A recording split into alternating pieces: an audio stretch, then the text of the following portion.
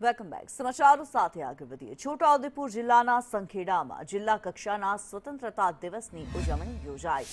રાજ્ય સરકારના મંત્રી મનીષાબેન વકીલના હસ્તે ધ્વજવંદન કરવામાં આવ્યું. શહેરની ડીબી પારેખ હાઈસ્કૂલના મેદાનમાં સમગ્ર કાર્યક્રમ યોજાયો.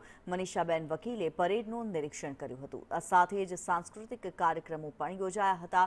વિવિધ ક્ષેત્રે નોંધપાત્ર કામગીરી કરનારા સૌનું સન્માન પણ કરવામાં આવ્યું.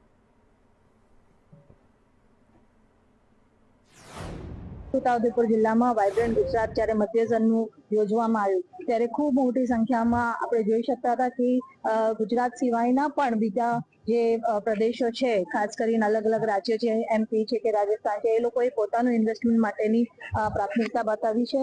સાથે સ્પોર્ટ્સની જ્યારે વાત આવે છે ત્યારે પણ છોટાઉદેપુરમાં ક્યાંક ને ક્યાંક એવું લાગે કે સ્પોર્ટ્સને વધારે મહત્વ આપવામાં આવે છે. ત્યારે આપણે અહીંયા જે જિલ્લામાં વસતા છોકરાઓ છે એમને પણ તક મળે